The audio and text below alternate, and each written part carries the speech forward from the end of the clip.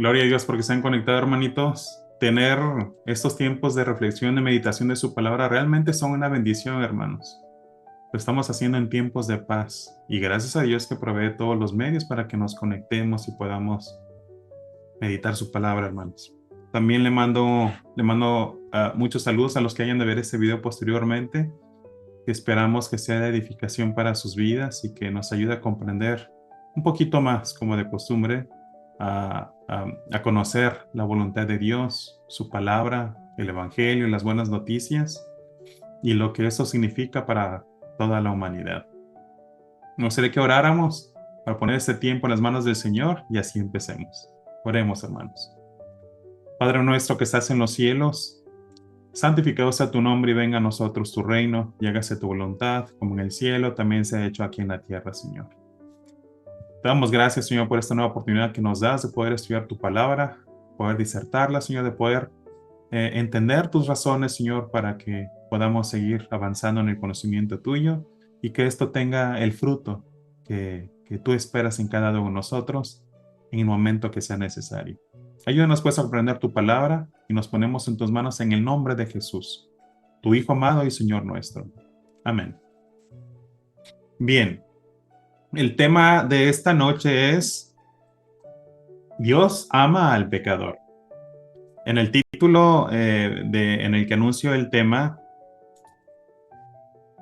no incluí unos puntos suspensivos en esa declaración, pero bueno, ahorita lo vamos a entender. Bien, para poder entender pues este tema, pues empecemos comprendiendo el amor de Dios para la humanidad.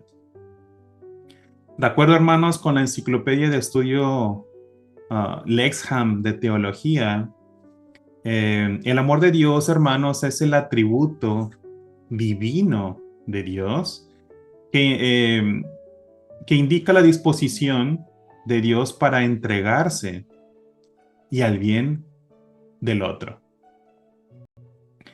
Muchos consideran el amor de Dios, hermanos, como el atributo central de sí mismo, de su deidad, en el sentido de que todos los demás atributos divinos no son sino expresiones de su amor.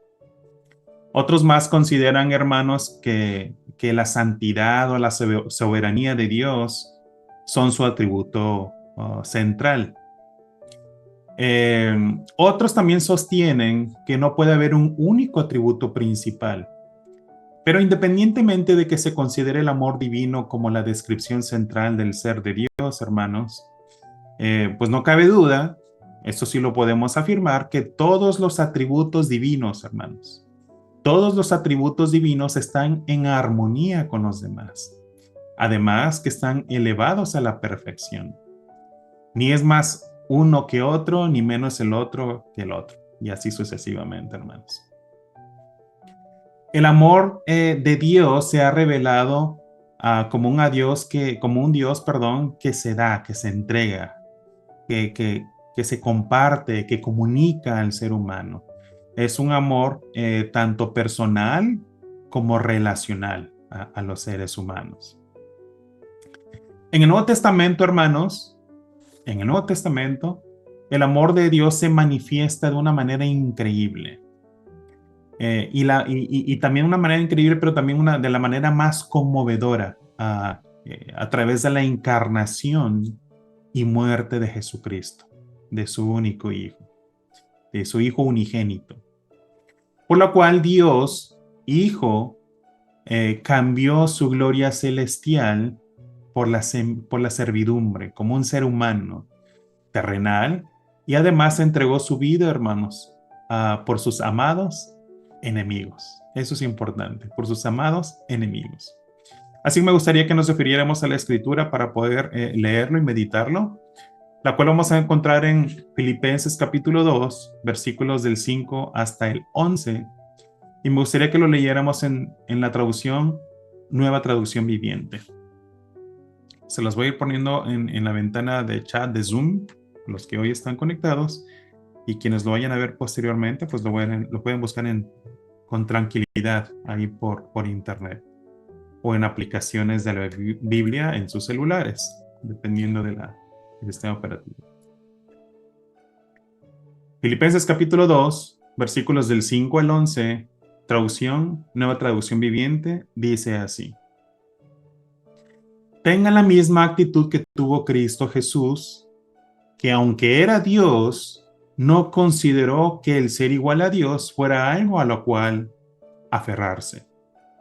En cambio, renunció a sus privilegios divinos, adoptó la humilde posición de un esclavo, de un siervo, y nació como un ser humano. Cuando apareció en forma de hombre, se humilló a sí mismo en obediencia a Dios y murió en una cruz como morían los criminales. Por lo tanto, Dios lo elevó al lugar de máximo honor y le dio el nombre que está por encima de todos los demás nombres, para que ante el nombre de Jesús se doble toda rodilla en el cielo y en la tierra y debajo de la tierra, y toda lengua declare que Jesucristo es el Señor, para la gloria de Dios Padre.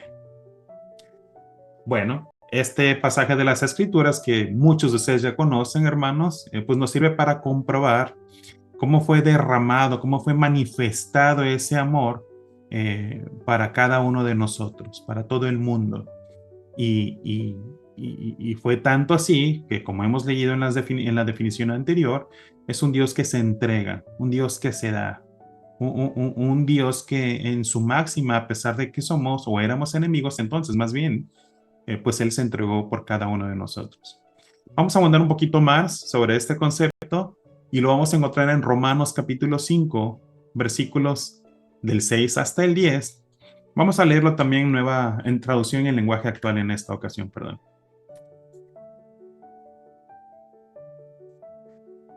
Romanos capítulo 5, versículos del 6 hasta el 10, traducción en lenguaje actual. Dice la palabra del Señor. Cuando nosotros los pecadores no podíamos salvarnos, Cristo murió por nosotros. Murió en el momento elegido por Dios. En realidad, no es fácil que alguien esté dispuesto a dar su vida por otra persona, aunque sea buena y honrada. Tal vez podríamos encontrar a alguien que diera su vida por alguna persona realmente buena. Pero Dios nos demostró su gran amor al enviar a Jesucristo a morir por nosotros, a pesar de que nosotros todavía éramos pecadores, es decir, practicábamos el pecado. Si Dios nos declaró inocentes por medio de la muerte de Cristo, con mayor razón, gracias a Cristo, nos librará del castigo final. Si cuando todavía éramos sus enemigos, Dios hizo las paces con nosotros por medio de la muerte de su Hijo, con mayor razón nos salvará de que ahora que su Hijo vive y que nosotros estemos en paz con Dios. Estos pasajes de las Escrituras, hermanos, nos muestran varios de los atributos de Dios, como la misericordia, el amor, la bondad, y ese anhelo de darse, de entregarse por cada uno de nosotros para reconciliarnos a través de su Hijo Jesucristo. Un acto de amor que fue un punto en el tiempo elegido por Dios en el que nosotros aún éramos enemigos suyos. Y siendo enemigos suyos, éramos pecadores, como también dicen estos pasajes, es decir, que practicábamos el pecado. Y es que también, como encontramos en algunos pasajes de las Escrituras, que Dios aborrece al pecador, también al mismo tiempo lo ama, hermanos. Y esa es la manifestación que estamos viendo en estos pasajes. De lo cual podemos rescatar lo siguiente, hermanos. Éramos enemigos de Dios, pero aún así nos amó. Así que si éramos sus enemigos, entonces éramos pecadores. Y por lo cual podemos concluir que Dios ama al pecador. El amor de Dios va más allá de las palabras, hermanos, y se traduce a hechos. Nosotros vemos en el Nuevo Testamento, por ejemplo, y también en el Antiguo Testamento, las múltiples manifestaciones de amor de Dios, del amor de Dios, a pesar del mal comportamiento del ser humano. En el Antiguo Testamento lo vemos con Israel, pero bueno, aunque podemos ahí decir o atribuir al amor de Dios a un pueblo especial de Dios, a los hijos de Dios, como hemos visto en predicaciones anteriores, también es cierto que esto se extiende al ser humano en general, a los gentiles que nosotros conocemos, que bueno, que somos partes de ese pueblo, los que no éramos Israel, en favor de una reconciliación con el Padre a través de nuestro Señor Jesucristo. Así que más allá de las palabras, el amor de Dios se traduce en hechos en favor de todas sus criaturas, de toda su creación, aún a costa de sí mismo. En este caso, perdón, de nuestro Señor Jesucristo, que dio su vida por nosotros, que se despojó de toda su deidad para hacerse un ser humano como tú y como yo. El amor de Dios hacia la humanidad, hermanos, tiene fines de salvación. Eso significa que busca, como hemos dicho, la reconciliación de Dios con toda su creación, aunque eventualmente tiene algunas relaciones un poco más especiales que vamos a ver más adelante. Por favor, acompáñenme a leer Juan capítulo 3, versículo 16, traducción Reina Valera 1960. Un pasaje que yo creo que la mayoría conoce, hermanos, ¿verdad? Dice la palabra del Señor. Porque de tal manera amó Dios al mundo que ha dado a su Hijo unigénito, para que todo aquel que en él cree no se pierda, mas tenga vida eterna. Juan 3:16, este pasaje en particular, habla de este evento glorioso del Señor, y se marca como el inicio, hermanos, de un acto redentor o de salvación motivado por el amor de Dios, que continúa extendiéndose a toda la creación. Inició con toda la creación en un punto en el tiempo, en el pasado, es lo que describe Juan 3:16 gramaticalmente hablando. En ese punto en el tiempo, en el pasado, realiza esta gran manifestación de amor para toda la humanidad, para todo el mundo, y se continúa extendiendo hasta la fecha de hoy para toda la creación. Esto sugiere que el amor de Dios nuevamente no se limita a un evento del pasado, sino que es un atributo, hermanos, perdurable de su carácter, continuamente activo en la vida de los creyentes. Por favor, acompáñenme a 1 de Juan, capítulo 2, versículo 2, traducción Nueva Versión Internacional.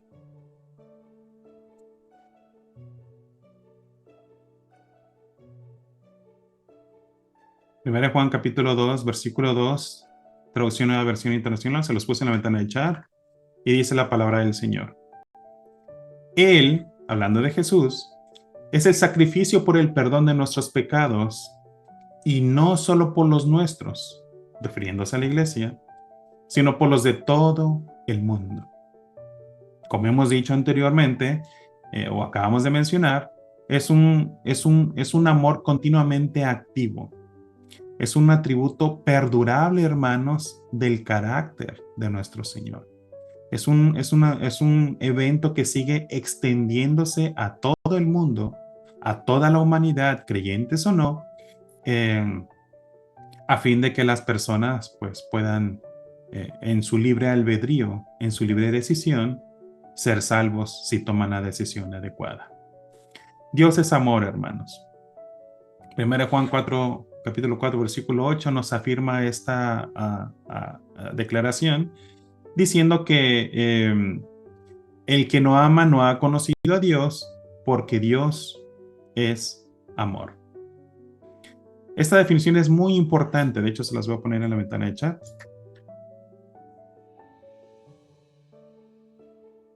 Porque Dios es amor. Dios es amor.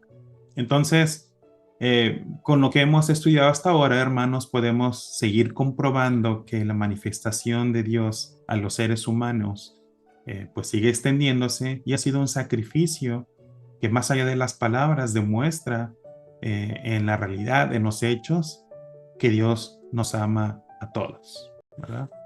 Ahora bien, en el Nuevo Testamento se desarrolla mucho, hermanos, el concepto de Dios para los seres humanos. Se desarrolla. Así que me gustaría que me acompañaran a Lucas capítulo 19, versículo 10, traducción nueva traducción viviente, perdón. Les pongo en la ventana de chat. Lucas capítulo 19, versículo 10, traducción nueva versión internacional. Fíjense lo que dijo nuestro Señor. Pues el Hijo del Hombre vino a buscar y a salvar a los que están perdidos. Este pasaje, hermanos, nuevamente nos confirma que el amor de Dios es continuo, se sigue extendiendo a través de los tiempos. Hubo un punto en el tiempo en el que Dios da a su Hijo unigénito, nuestro Señor Jesucristo se hace ser humano, da su vida por nosotros, resucita y a través de nuestro Señor Jesucristo hay una reconciliación con el Padre para los que deciden escuchar el llamado del Señor, ¿verdad? Y este pasaje, dicho por nuestro mismo Señor Jesucristo, ¿por qué ocurrió todo esto? ¿Por qué ocurrió esta manifestación de amor? ¿Por qué ocurrió este sacrificio de amor? Bueno, simple y sencillamente, como nos lo explica nuestro Señor Jesucristo, porque Jesús, el Hijo de Dios, vino a buscar y a salvar a los que están perdidos.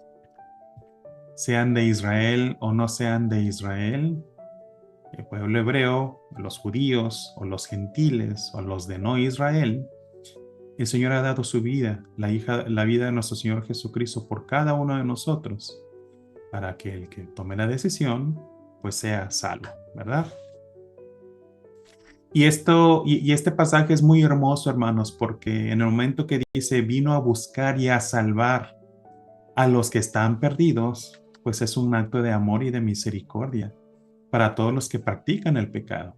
Así como cada uno de nosotros en su momento, de acuerdo a lo que leímos en Pablo afirma nuevamente que Dios, aun cuando éramos sus enemigos, dio su vida por nosotros. Dio a su Hijo unigénito, ¿verdad? Entonces, Dios no cambia. Dios es el mismo ayer, hoy y siempre, por todos los siglos de los siglos, y esto se sigue manifestando y comprobando. Jesús, nuestro Señor, dio múltiples enseñanzas, hermanos, sobre lo que el Señor había o mantiene, o más bien continúa haciendo a favor de la humanidad. Por ejemplo, cuando Jesús habla de la parábola de la oveja perdida. ¿Recuerdan? La parábola de la oveja perdida. Dice, si tiene 100 ovejas y una de ellas se extravía, no deja las 99 atrás y va por la que se extravió. Y cuando la encuentra, se alegra, la pone en sus hombros y luego vamos a hacer una fiesta porque la oveja que se había perdida ha sido encontrada.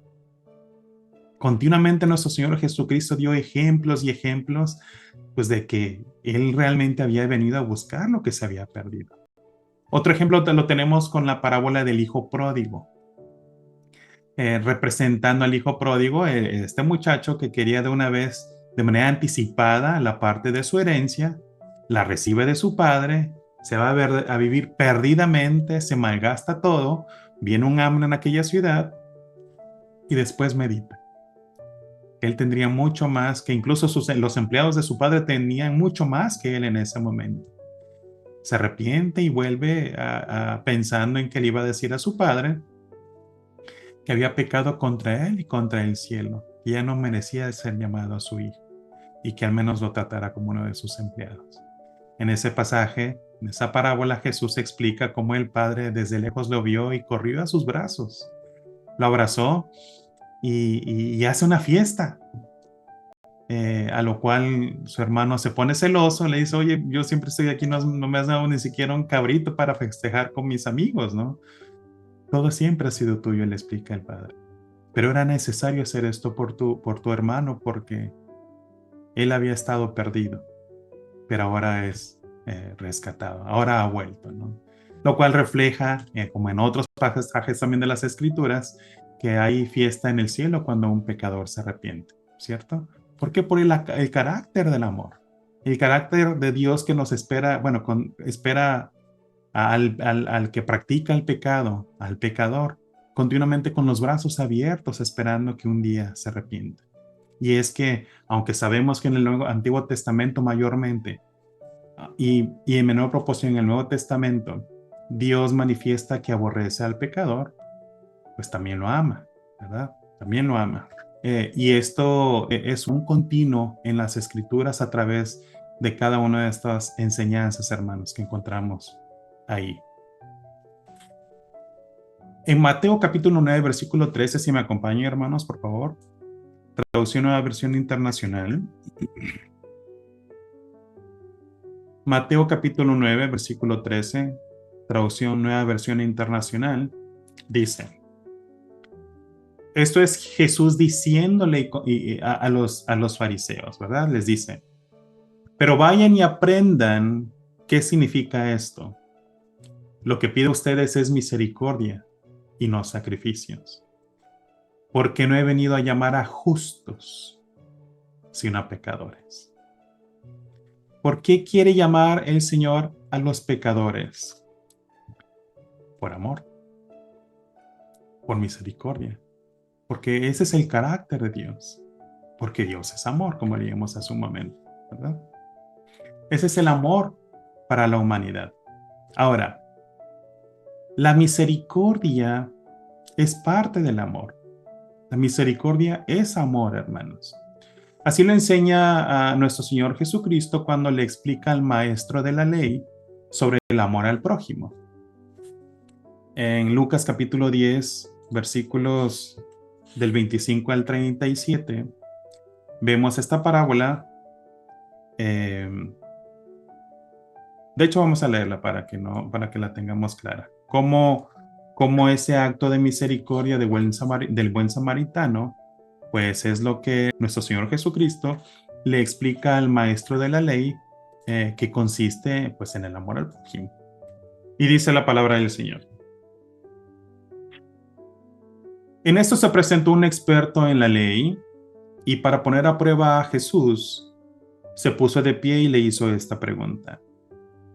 Maestro, ¿qué debo hacer para heredar la vida eterna? Jesús respondió, ¿qué está escrito en la ley? ¿Cómo la interpretas? Como respuesta, el hombre citó, ama al Señor tu Dios con todo tu corazón, con todo tu ser, con todas tus fuerzas y con toda tu mente. Y ama a tu prójimo como a ti mismo. Bien contestado, dijo Jesús, haz eso y vivirás. Pero él quería justificarse, así que preguntó a Jesús, ¿quién es mi prójimo? Jesús respondió, bajaba un hombre de Jerusalén a Jericó y cayó en manos de unos ladrones. Le quitaron la ropa, lo golpearon y se fueron, dejándolo medio muerto. Resulta que viajaba por el mismo camino un sacerdote, quien, al verlo, se desvió y siguió de largo. Así también llegó a aquel lugar un levita, y al verlo, se desvió y siguió de largo. Pero un samaritano, que iba de viaje, llegó a donde estaba el hombre y viéndolo, se compadeció de él.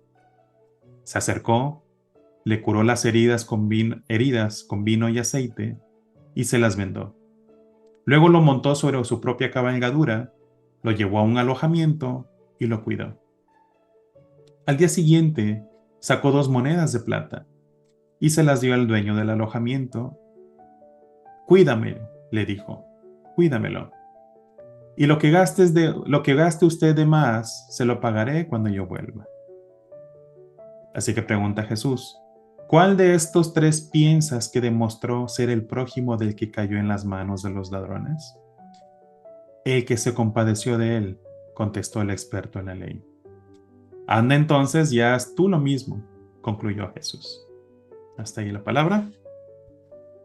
Eh, el contexto de esta parábola, pues como acabamos de leer, hermanos, es el amor a Dios y el amor al prójimo, de lo cual depende todo lo que se ha profetizado hasta ahora, de toda la ley, ¿verdad? Así que cuando se detienen en la parte del amor al prójimo, Jesús explica lo del buen samaritano y cómo ese acto de misericordia corresponde con el amor al prójimo del que mismo experto de la ley había explicado a nuestro Señor Jesucristo. Ese acto de misericordia es amor. Ese acto de misericordia es parte del amor de nosotros los seres humanos a las personas. No estamos hablando de unas emociones, como también de hecho son parte del amor, ¿no? Pero no estamos hablando primariamente de emociones, de enamoramiento, ¿no? Estamos hablando de un acto de misericordia, estamos hablando de un acto de compasión. Y como Jesús le explica al maestro de la ley, consiste en un acto de amor. Ese es el amor al prójimo, traducido al final de cuentas en hechos, más que en palabras, ¿verdad? Ahora, en Ezequiel capítulo 18, versículo 23, traducción nueva versión internacional. Si me acompañan, por favor, hermanos. Ezequiel capítulo 18, versículo 23, traducción nueva versión internacional, dice así. Dice el Señor: ¿acaso creen que me complace la muerte del malvado? ¿No quiero más bien que abandone su mala conducta y que viva? Yo, el Señor y Dios, lo afirmo. Este pasaje, hermanos, nuevamente nos pone de manifiesto el amor de Dios, ¿verdad? Aquí se refiere al malvado. Como hemos dicho, en el Antiguo Testamento hay un montón de versículos que hablan que Dios aborrece al pecador. No está en duda eso, no están en duda esas partes de las Escrituras.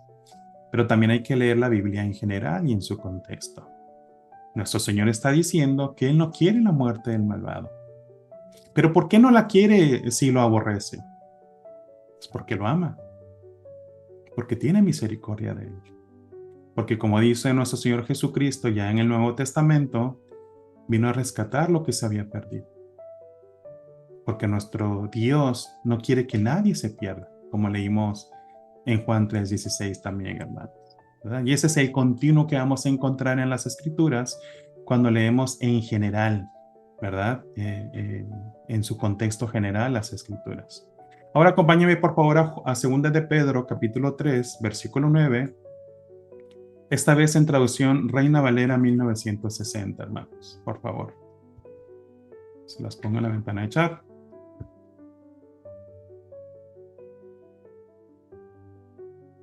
Y dice la palabra del Señor: el Señor no retarda su promesa, según algunos la tienen por tardanza, sino que es paciente para con nosotros, no queriendo que ninguno perezca, sino que todos procedan al arrepentimiento. Aunque Pedro le está hablando a la iglesia, el contexto general de ese capítulo en particular se refiere a la venida del Señor. Y la venida del Señor va a afectar a todo mundo, creyentes y no creyentes. Y como vamos a leer más adelante, unos para salvación y otros para condenación. Pero la venida del Señor, de la cual está tratando el apóstol Pedro aquí, es el contexto de este pasaje y pues la iglesia no necesita arrepentimiento, ¿cierto? Sino los inconversos, los que están alejados del Señor. Así que cuando dice que todos procedan al arrepentimiento, pues eso nos lleva nuevamente a Juan, ahora capítulo 3, pero ahora versículo 17, para poder entenderlo en su contexto, ¿verdad? ¿Se me acompañan? Juan capítulo 3, versículo 17. Esta vez vamos a leerlo en traducción Reina Valera 1960. ¿Y qué dice? Dice, porque no envió Dios a su Hijo al mundo para condenar al mundo, sino para que el mundo sea salvo por él. ¿Verdad? ¿Por qué no vino a condenar al mundo si aborrece al pecador? Porque lo ama. Porque lo ama. Eso es lo que vamos a estar encontrando y leyendo continuamente en las escrituras en general, hermanos. El amor de Dios. Vemos cómo continuamente Dios está tratando con un pueblo necio. Ciertamente hijos de Dios, una de las acepciones para hijos de Dios, un pueblo necio, terco, ¿verdad? De dura cerviz, dicen unas traducciones. ¿Por qué es el continuo trato de Dios con ese pueblo a pesar de ser así, a pesar de ser un pueblo rebelde? Bueno, pues porque Dios ama al ser humano.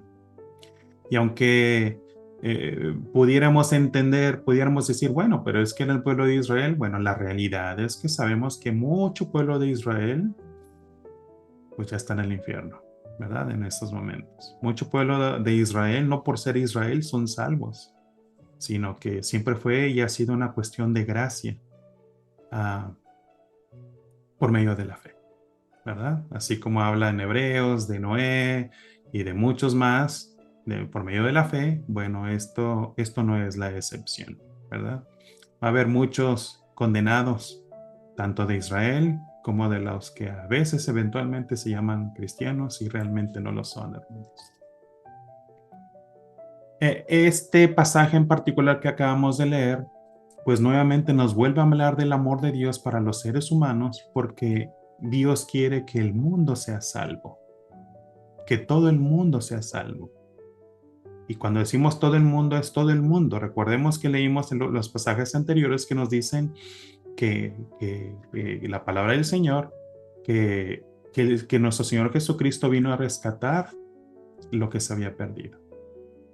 ¿Por qué? Por amor, por misericordia. En la parábola de la fiesta de bodas, hermanos, recuerdan, Jesús habla que el reino de los cielos es semejante a un rey que organizó una fiesta de bodas para su hijo. Invitó a unos, no quisieron obedecer, luego manda a sus siervos y hasta los matan, los golpean y los matan. Y así que el rey ya ejecuta juicio, los mata y quema a su ciudad. Así que le dice a sus siervos, vayan, inviten a todos.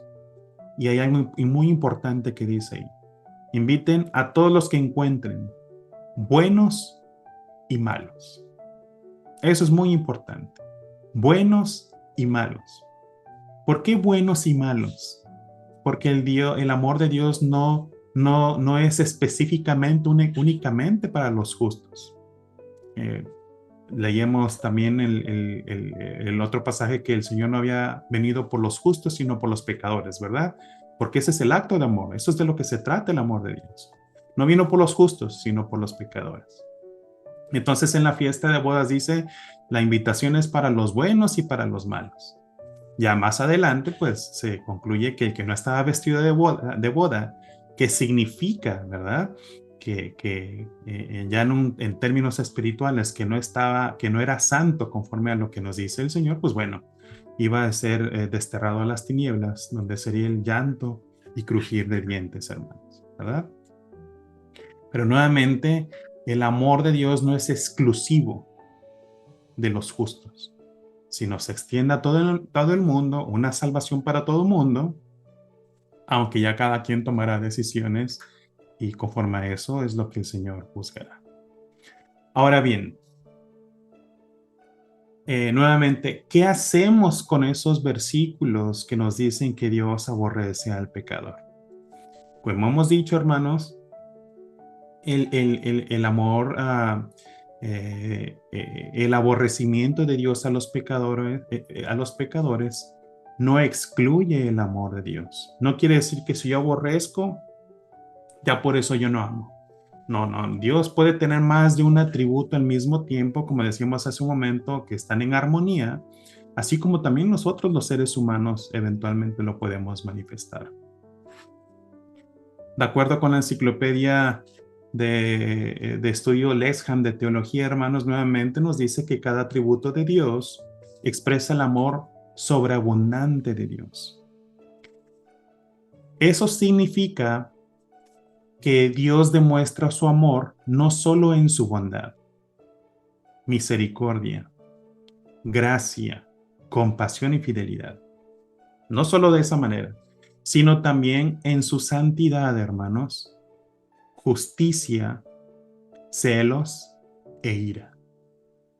Su amor es santo, como su santidad es amorosa. Que Dios ame al pecador no quiere decir que Dios no sea justo. Que Dios ame al pecador no quiere decir que no lo aborrezca. Que Dios ame al pecador no quiere decir que no vaya a ejecutar juicio o que no se llene de ira. Eso es algo que tenemos que entender, que todos los atributos de Dios trabajan en armonía, ni más ni menos, pero todos al mismo tiempo elevados a la perfección, hermanos. Nosotros, por ejemplo, un ejemplo práctico. Si un hijo nuestro hace algo malo, de esas cosas que dijimos, no hagas esto y lo hacen y a lo mejor nos meten en problemas, ¿no? Uno ciertamente en ese momento puede aborrecer al hijo, estar enojado con él, pero eso no significa que no lo ame. Digamos, uno de los hijos comete algo, algún desobedece y los mete a ustedes en algún problema muy serio, y digamos que se va de la casa. Y al día siguiente les llama y les dice, oye, tu hijo está en el hospital, está gravemente herido. ¿Acaso no correríamos con todas nuestras fuerzas a ver a nuestro hijo? Aborrecer no significa que se excluye el amor, hermanos. Eso hay que entenderlo. Si nosotros medianamente lo podemos hacer como seres humanos, ¿cuánto más, no? ¿Cuánto más nuestro Dios? Y eso es algo que tenemos que tener en cuenta, ¿verdad?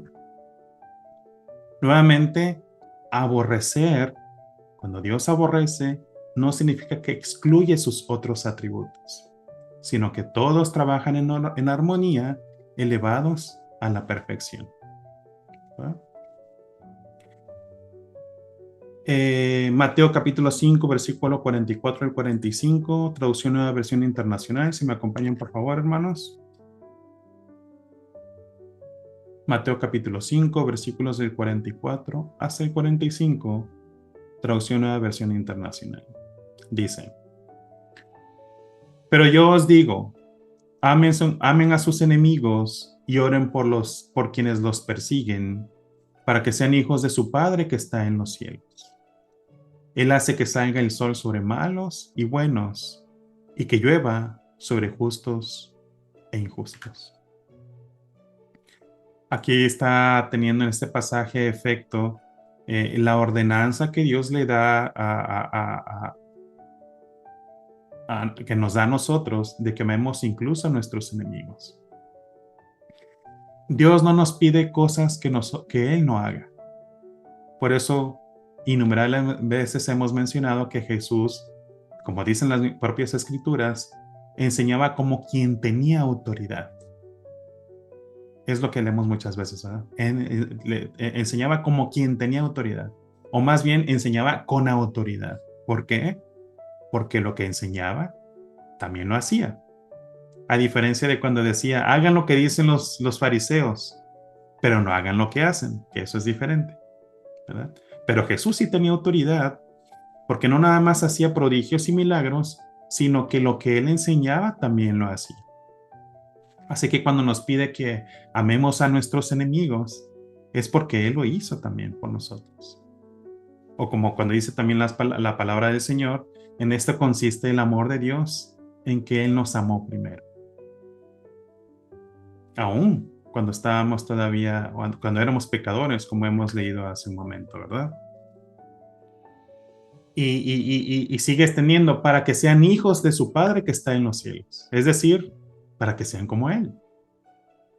E inmediatamente continúa, que él que hace que el sol, que salga el sol sobre malos y buenos, nuevamente vemos eso, sobre malos y buenos, y que llueva, perdón, sobre justos e injustos.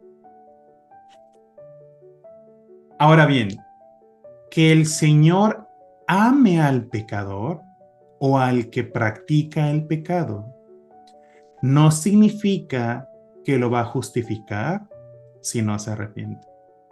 Eso hay que tenerlo en cuenta. Pero el tema principal es que sí lo ama. Ahora, que lo vaya a justificar si no se arrepintió, ese es otro tema. Y la respuesta es no. ¿Verdad? Eso no quiere decir que si no se arrepienten van a ser excluidos, no vayan a ser excluidos de estar excluidos de la presencia de Dios para siempre en las tinieblas si no se arrepienten. Eso es diferente. Pero lo ama. Dios ama al pecador, pero no lo está justificando. A menos que se arrepienta como cada uno de nosotros hicimos en su momento, hermanos. Eso es diferente. En Mateo capítulo 25, versículos del 31 al 46, traducción nueva versión internacional, habla nuestro Señor Jesucristo de las ovejas y de las cabras. Voy a parafrasearlo a grandes rasgos porque sí está un poco extenso, ¿no? En ese pasaje, nuestro Señor Jesucristo le dice a sus discípulos, a la gente que estaba ahí, sobre el juicio a todas las naciones que se reunirían delante de él. Y que él separaría a los unos de los otros, así como separa el pastor a las ovejas de las cabras. Así que pondrá a sus ovejas a la derecha y a las cabras a su izquierda.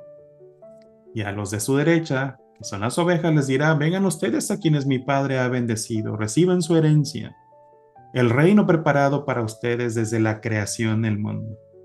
Porque tuve hambre y ustedes me dieron de comer, tuve sed y me dieron de beber, y así sucesivamente. Y van a preguntar: bueno, ¿cuándo hicimos esto? Pues en cuanto lo hiciste a otras personas, también me lo hiciste a mí. Y cuando se dirija a las cabras, le va a decir lo mismo: apártense de mí. Les dirá a los de la izquierda: apártense de mí, perdón, malditos, al fuego eterno preparado para el diablo y sus ángeles. Porque tuve hambre y ustedes no me dieron de comer, tuve sed y no me dieron de beber, etcétera, etcétera. A lo cual ellos también van a protestar: bueno, ¿y cuando te vimos hambriento, sediendo y no te atendimos, no? Y Jesús les dirá: bueno, pues por cuanto no lo hiciste a ninguno de ellos, tampoco lo hiciste a mí. Así que al final, pues estarán excluidos de la presencia de Dios para siempre. Ahí en ese castigo eterno que fue preparado para el diablo y sus ángeles, hermanos. ¿Qué significa esto? Que aunque ciertamente Dios ama al pecador, el pecador tiene un tiempo de gracia, o la gente que practica el pecado tiene un tiempo de gracia, y esa consiste en su propia vida. Si las personas no se arrepienten en vida,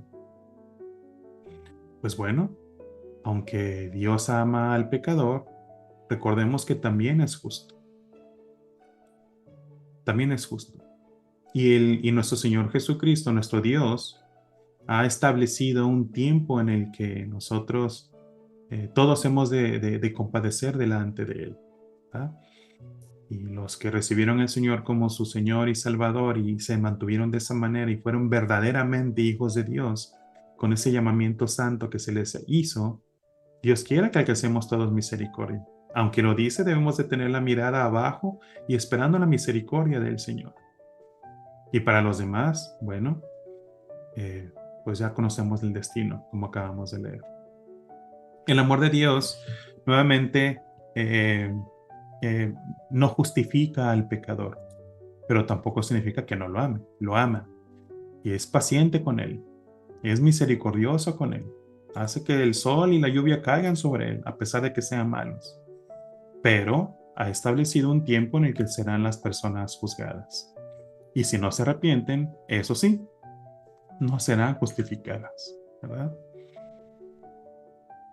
Por eso concluye en este pasaje que los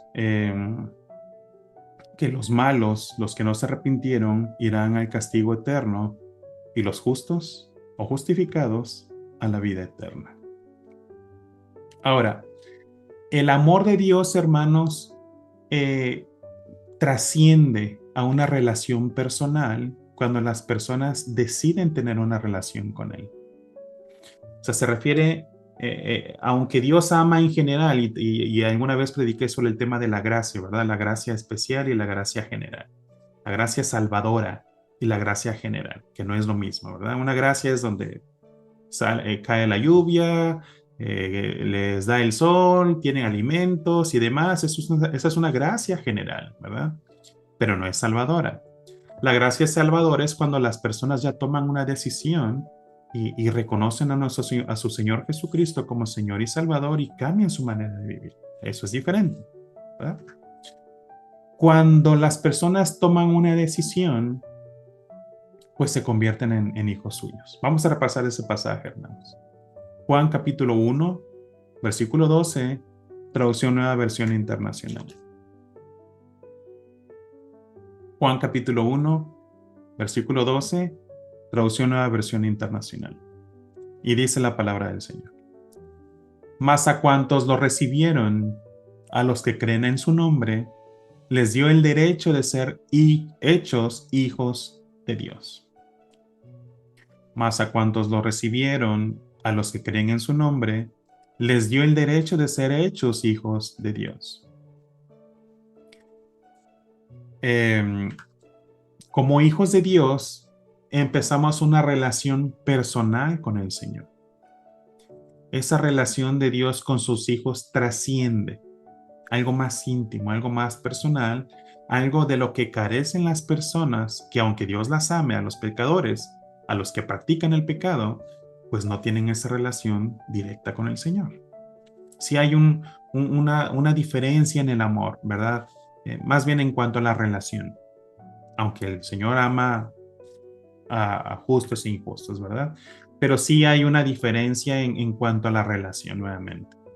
Porque empieza a haber esa comunión entre el Hijo y el Padre. Nosotros que hemos sido llamados hijos, como dice la palabra del Señor.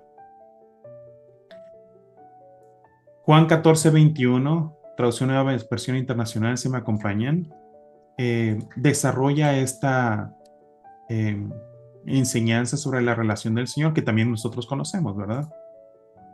Y dice lo siguiente: ¿quién es el que me ama? El que hace suyos mis mandamientos y los obedece.